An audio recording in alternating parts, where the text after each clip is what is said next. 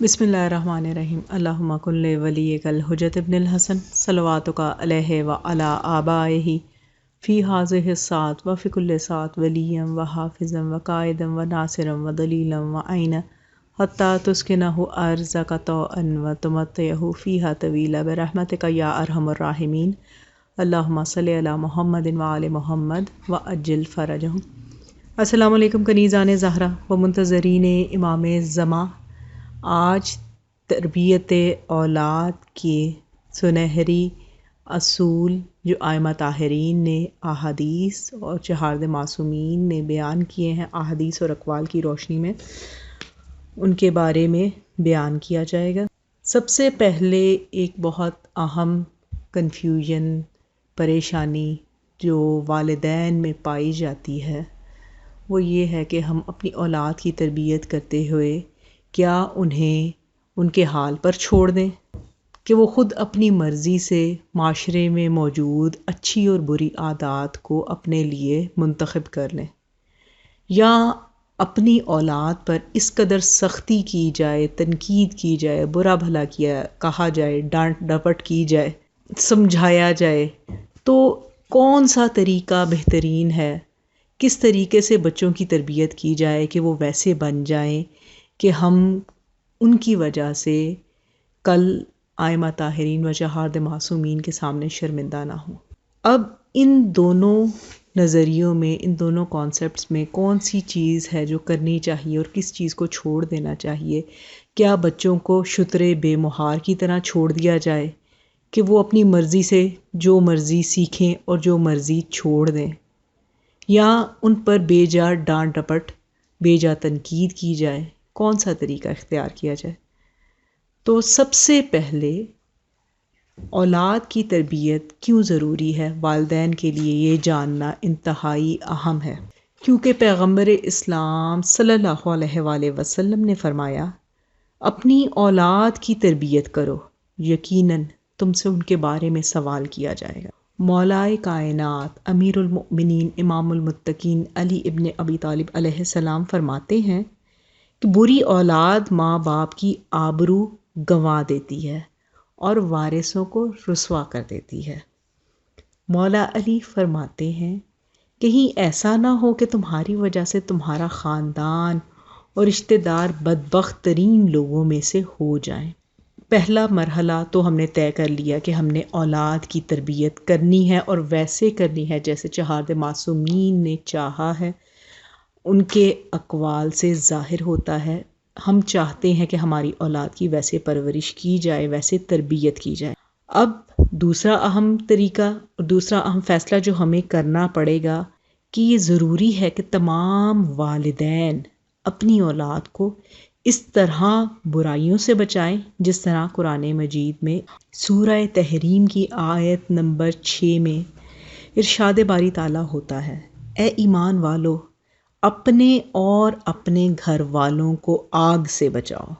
یعنی صرف اپنے آپ کو بچانا ضروری نہیں ہے، صرف یہ اہتمام نہ ہو کہ میں خود ہی آگ سے بچ کر بیٹھ جاؤں، خود صف اول کا نمازی بن جاؤں، روزے دار بن جاؤں، نیک اعمال اور خیرات و صدقات اور خوب پیسہ بہاؤں، ان سب پر مستحبات پر بھی عمل کروں، لیکن صرف اپنی ذات تک، جبکہ بچے، رشتہ دار، بیوی، ان میں اور صاحب خانہ میں دیکھا جائے تو زمین و آسمان کا فرق ہو۔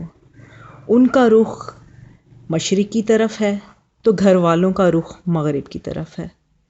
وہ روحانیت کے مسافر ہیں تو دوسری طرف گناہوں کے سیلاب میں بہے جا رہے ہیں۔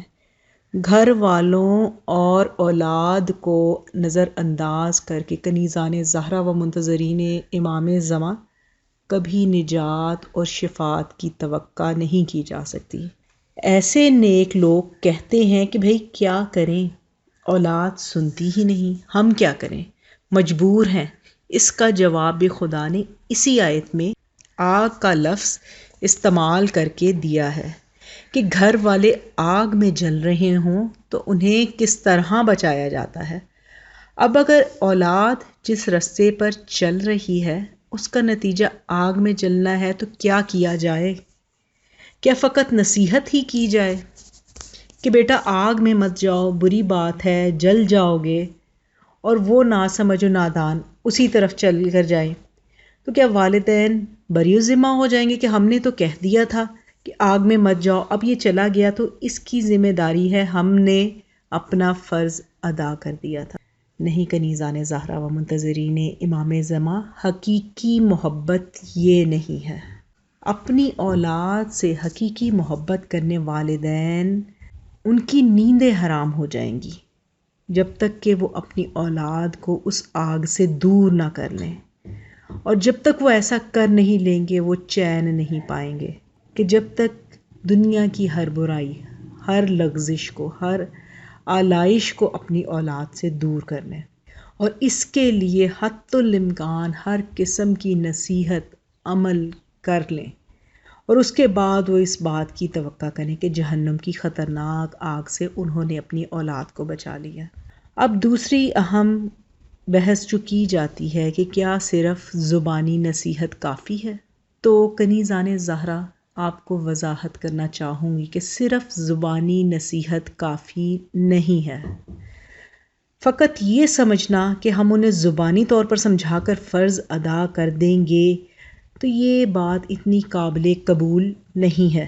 تمام وسائل، طریقے اختیار کرنے ہوں گے، علماء سے حل دریافت کرنا ہوگا، دوست احباب رشتہ داروں سے مدد مانگنی پڑے گی، اور کوئی بھی ایسا لمحہ، ایسا طریقہ، ایسا وسیلہ نہیں چھوڑا جائے گا جس کی وجہ سے آپ اپنی اولاد کی بہترین پرورش کریں۔ تو کنیزان زہرا و منتظرین امام زمان، آج کی ویڈیو میں ہم نے تین اہم باتوں کو زیر بحث لایا۔ اولاد کی تربیت کیوں ضروری ہے، اولاد کو جہنم کی آگ سے بچانا کیوں اہم ہے، اور کیا صرف زبانی نصیحت کافی ہے؟ امید کرتی ہوں آپ کو سمجھنے میں آسانی ہوگی اور آپ زیادہ بہتر طریقے سے اپنے بچوں کی پرورش کر سکیں گے۔ جو والدین ان اصولوں کو مد نظر رکھیں گے، انشاءاللہ امید کرتے ہیں کہ امام زمانہ و چہارد معصومین کے سامنے انہیں شرمندگی نہیں ہوگی۔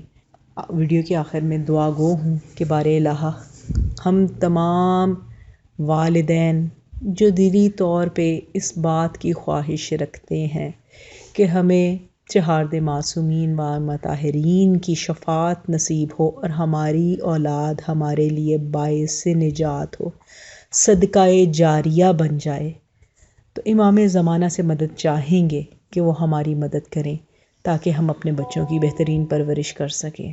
الہی آمین۔ اللہم صلی علی محمد و آل محمد و عجل فرجہم۔